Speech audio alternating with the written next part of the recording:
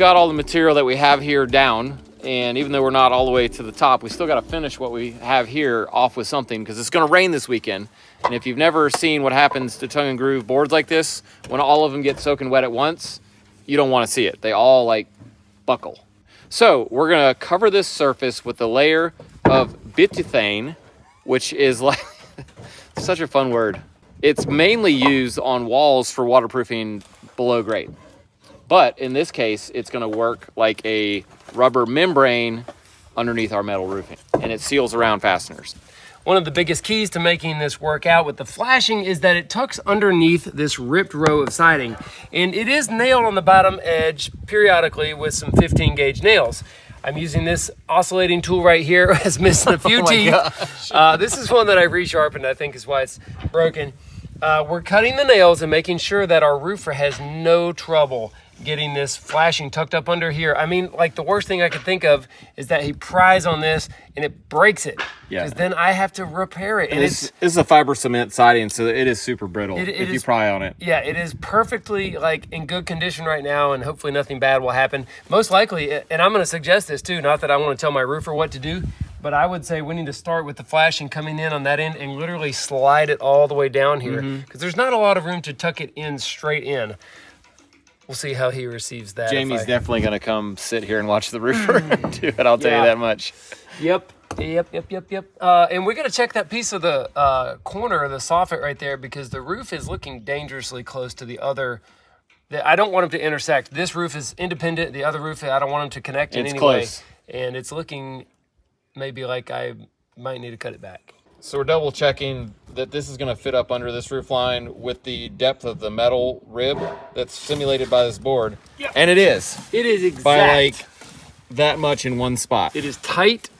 It is the absolute maximum height that this roof can be. So the corner of the very top of that rib may just barely touch, but the rest of it's fine. It's going to work out perfectly. This is our roofing underlayment for today, our bituthane or bituthane, or I don't know what to call it. Whatever it is, word of caution, I would never put this on a roof that had a real slope to it. It is not meant to like walk on a slope. It is kind of slippery even, I would say, but this is what I would call almost perfectly flat. So for this roof, it's fine. We're having to go with like 6-foot sections on this stuff, because it's super tack right now, and if it touches itself, it instantly sticks permanently, and it's ruined. How much? How? About 6 inches. Yeah, and we are going with like a 5 or 6 inch overlap, which is way more than you'd do on a vertical surface. Yep, there it is. I can't let go. Nice. Yeah, it's like the spider. It's like the evil Spider-Man. Venom. Okay. Oh, Venom. Sorry, guy. You could just leave this forever, except the sun would eventually just eat this stuff.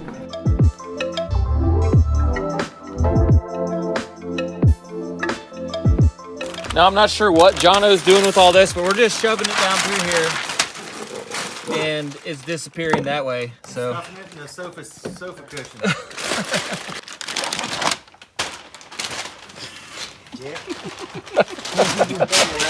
Landed right on his head. I threw it right down on his back. Oh, dude, that's exactly what he said not to do. That's even worse than he said what not to do. You ever heard the definition of insanity? Yeah. Where you just keep doing the same thing over and over and expecting it to be clean? We're close enough now to look at the existing roof here, which is really steep. Let me get level right there. And there's this section of siding on the dormer that I remember specifically thinking to myself, how are we going to do this? What we ended up doing was using planks with these hooks that allow you to set planks horizontally. And we just set a plank like every 3 feet up through that whole section and just climbed up and down doing the siding and paint. Took like a whole day. Whole day of my life.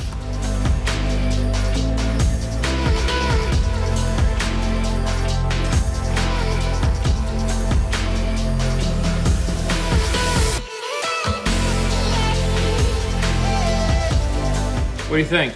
I think it's nice, dude.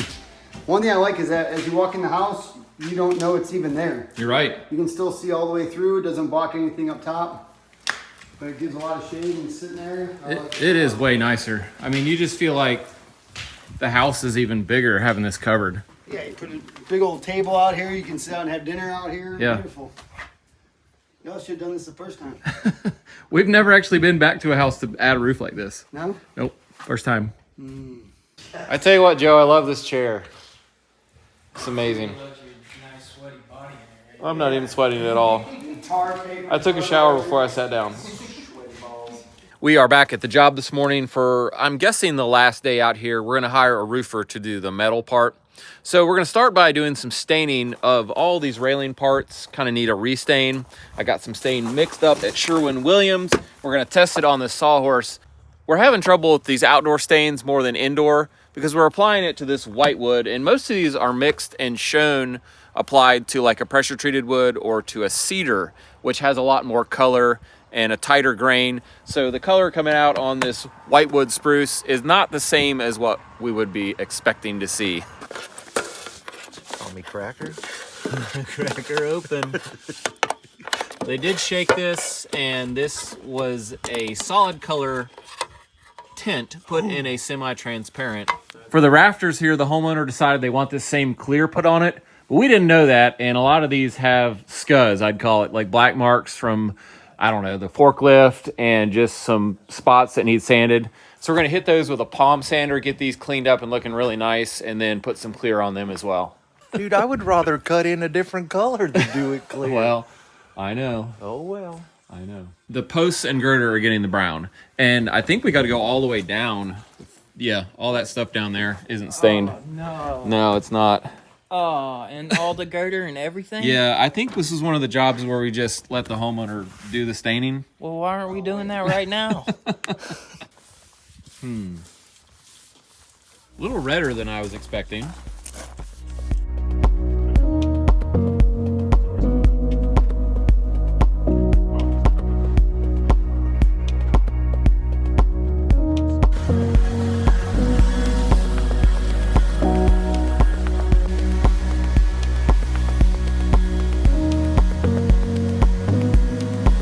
So after staining just the outside of one of these posts, we're looking at it, it's too purpley. We're gonna have to stop and get a different color. We're reaching like total insanity levels on picking stain colors. I'm about to lose it. Did you dye your hair? What? Did you dye your hair? Huh? Is your hair purple? Mate, it's blue. Do you remember what you did Friday night or not? I never know what I You did. got some stuff in it. I didn't notice it in the sunlight, but now that you're in the shade. Wait, Wow. all of it or just the front? Well, the whole thing was. He doesn't remember. Then I got a haircut, I think.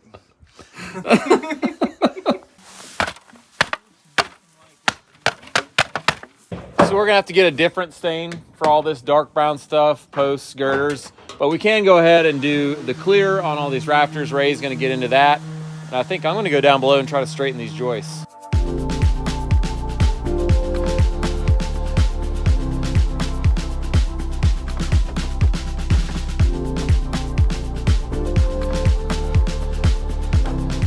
How's that stuff feel on a vertical surface? It's all right. It's a good thing we got the drop cloth, though. Yeah. Definitely a little runny. While we're still out here, I wanted to point out another cool thing we did at this house, and this was one of Jamie's first welding jobs, making these floating shelf brackets that hold 3 separate shelves.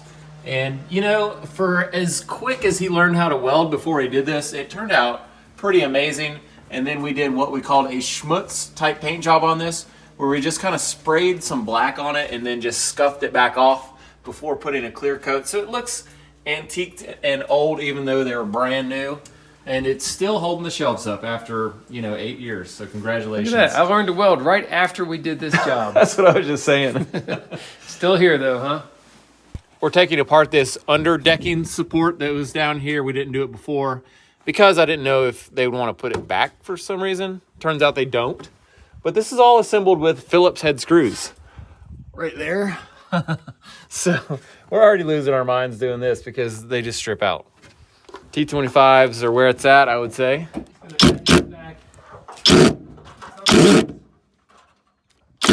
Ah!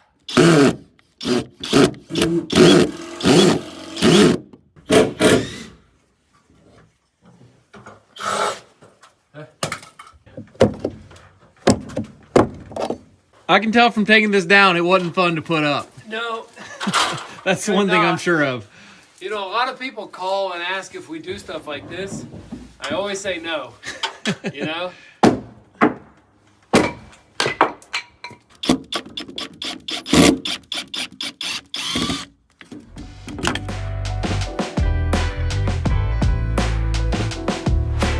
So this is looking pretty good, what we did here in the past. We had our deck ledger flashing, and then we flashed up under that with some aluminum that flashed out over the siding. So I give ourselves like a B+.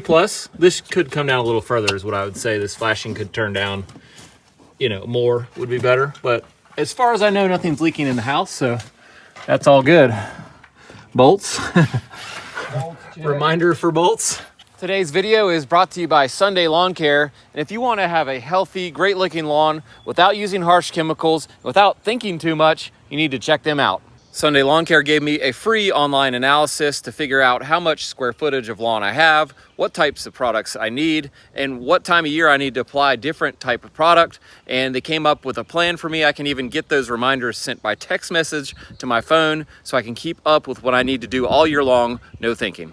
And I feel great about my DIY yard care plan because I know that the nutrient pouches that I'm using on my yard are made from simple, friendly ingredients that were made using cutting-edge plant science. They're also really simple to use and get the right amount of fertilizer where you want it. You just hook them to a garden hose, turn the water on, and you're running. As well as fertilizer, I also get weed control products that are for the yard or for landscaped areas of the driveway. And I also get seed for overseeding when it's time to do that in the year. I've been really happy with Sunday Lawn Care. They've made it super easy for me as a guy who does care about his property to keep up with my property and keep it looking great without too much hassle. If you're ready to take the stress out of your lawn care, just head to getsunday.com/Perkins and then use code Perkins30 to get 30% off your first lawn care plan. Thank you again to getsunday.com for sponsoring our video, and let's get back to work.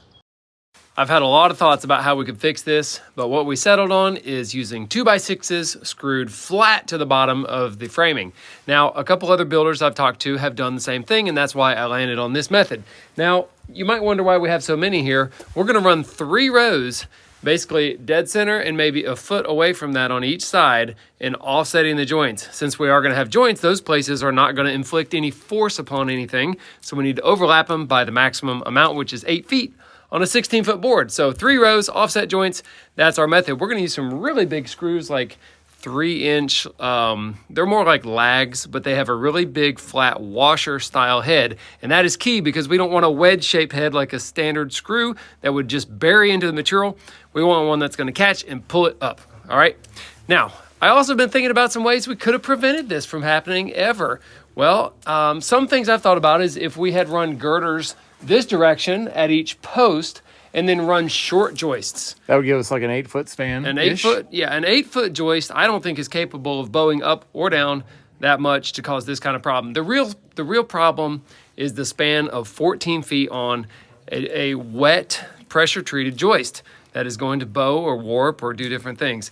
There's just nothing I can do to make it stay straight. What about bridging? We didn't do any wooden bridging between? We did not do bridging, and I'm wondering, I don't know if bridging would have been required, like if we didn't do it. I think 1 row of bridging would not have prevented this. Maybe if you went totally nuts. Like and did bridging, every 2 foot on center bridging. If you did bridging throughout and basically kind of made a grid of framing, maybe that would have been a lot of work, but it could have worked.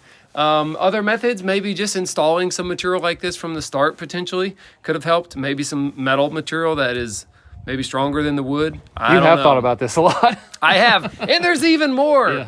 I've even thought about, metal framing. There's lots of galvanized deck framing stuff metal now. joists. I've never used any. I would like to, but I guess it's more expensive. That's a good argument for it for a long span using the metal joists. It is. It really is. Maybe there's a good reason once you cross a certain point to say, hey, this makes more sense for the longevity. And, well, we're going to find out right now whether or not we can fix it. I guess that's all that matters for us today. These 2x6s we're using are not kiln-dried pressure treated. They're just wet. Now, I would have preferred the kiln-dried because I think they would have already been more rigid or stiff. You know how sometimes with pressure-treated decking boards, you find some that are pretty stiff and find some that are kind of noodly, we call it, or those just are floppy. Usually the soaking wet ones. Yeah, I tried to actually test them. I lift one end up and jiggle it a little bit, and the guy at the lumber yard was looking at me like, what is this guy doing? Quit jiggling my wood. And Well, I got to say, I have a reputation for coming into the lumber yard and needing like really good looking boards, right? Because they know that every time I come in, I'm The like, guys love that at the I need lumber a few yard, don't boards. they? They need to be really good ones. Like I'm not going to take ones with bad edges. So he says, hey, do you need some pretty good ones? And I say, what do you mean by good, right? In this case, good doesn't mean pretty. Good means like rigid. Stiff, So yeah. I gave him the floppy test and I picked the ones that I liked. Yeah, you can literally see the guy's eyes rolling back in their head like 6 times over when Jamie walks in. It's like, I need some boards. They're like, oh, this guy. Well, you guys told me to let Jamie talk. You seem to like it, so he's got something else to say. He says, I'm going to let him do it. Here we go. I don't know. I don't even know what I'm saying, but I guess what I want to say is that I like a covered deck. And the biggest reason is that it preserves the structure like so much better when it's not out in the rain. Even pressure treated wood, you know, it has a lifespan. It won't last forever, even if you've got it covered with really nice decking like we do here. So I think just my idea of preserving the framing, the structure. It's our next homeowner. Got to take this one. How's it going up here? Great. Yeah, halfway through. We've got a chalk line now and our first board we're gonna screw up. And a little pro tip, we started some screws because I've only got 2 arms. I don't know about you. It's pretty hard to hold a board and hold a screw and hold a drill.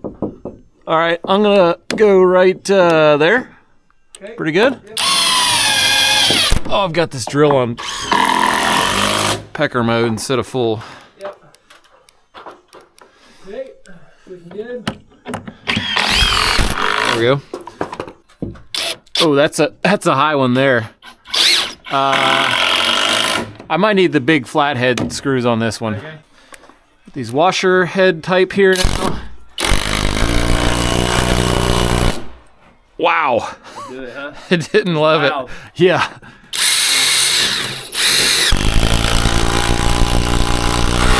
Wow. Did that pull it tight? It's tight. Your drill's also destroyed, I think. Yeah. Make sure you're in number 3. Actually, you only have 2 modes. I got 3 modes on mine. You're kidding. No, I think so. Yeah. What? 1, 2, 3. Dude, I got shorted a mode. No wonder I can't get any work done.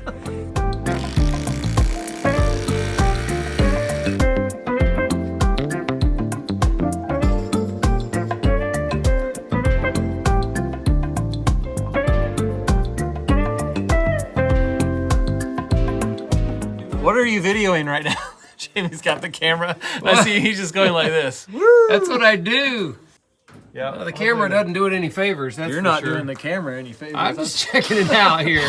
When I For get everybody. the editing, sometimes I'm by myself, like late at night editing, and I'm just watching whatever Jamie has done. And I'm like, what is this? What was he trying to do? And this can be one of these. If anyone's wondering why we're putting these up flat, which obviously they'd be way stronger put on edge for what we're trying to do, but then you'd have to toe screw it, which the screw itself would want to move the board around. And also, if you're not putting the screw straight up, it won't pull tight. That's just sort of how the mechanics of it work. It wants to pull over and up, but if you've already got it fastened on a joist on either side, it can't move, so it won't draw the joist down or whatever. But in a 16-inch joist spacing, so it's 14.5 inches between the joists, it's really hard to bow a 2x6, even flat in 14 inches. You should try it. It's about impossible. Yeah. This has taken a little bit of time, and it's given me time to reflect, you know, on what we're doing. What are we doing? Well, it made me think, okay, a composite deck material is not structural. All right? Yeah. Wow. All right. A composite decking material is not structural, and it will conform to the shape of the joists if they go up or down. Oh, I know where you're going with this. If, however, Use 2x6 decking. we had used 2x6 decking, there is no way that it would have done this. No. Because it would be continuously solid, braced in the manner that we're trying to apply to the bottom. Mm-hmm. Think about that. I'm thinking. You know? It's a good idea now. Well, there's reasons why it may or may not be a good idea for other reasons, of course, like weathering and all that. We're going to go check it out, see if it's better. It's got to be a lot better.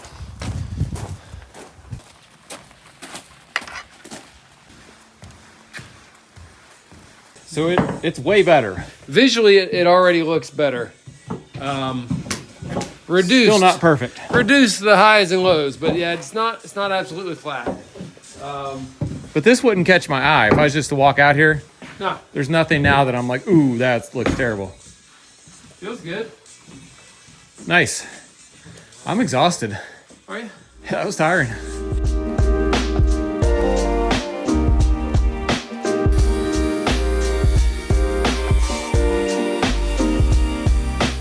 Jono and Ray have got those last few boards put up on the roof, and the last thing for the roof is we need some little fascia boards. We're gonna rip this 2x6 just in half, and those will get fastened to the bottom of our decking. No outriggers or anything needed because the decking is so stiff, and that'll be our fascia. Rip it up. We don't have a table saw either, so Jamie just did some lines, and he's gonna do it. Woo.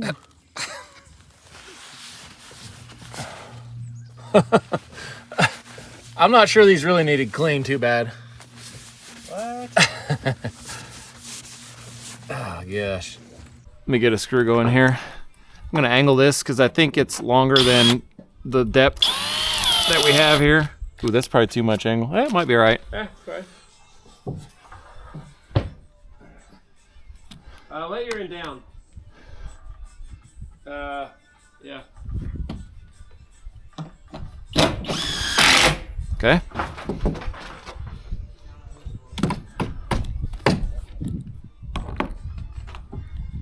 Oh, come on.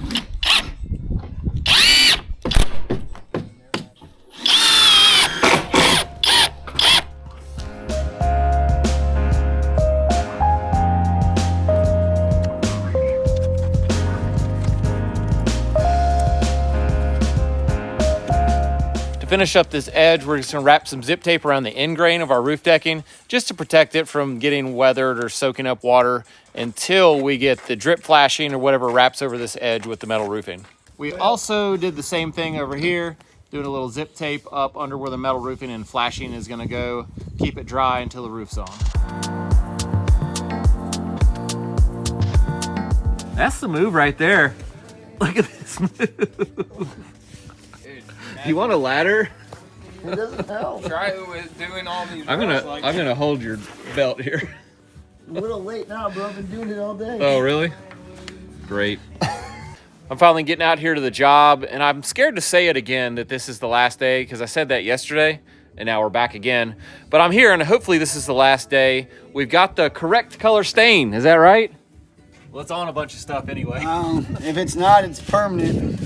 Yep, so we found some old stain that they'd use on these railings. That's going on, and we're doing everything, including all of these posts down below. Jono's down there working on that, and we're gonna do the front.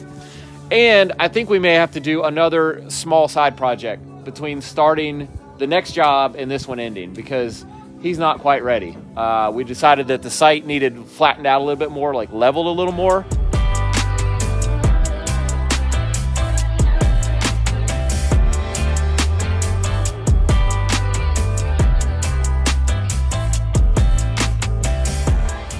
We got this stuff stained up. It looks fantastic. So much better, so much more finished and polished looking, matching the deck.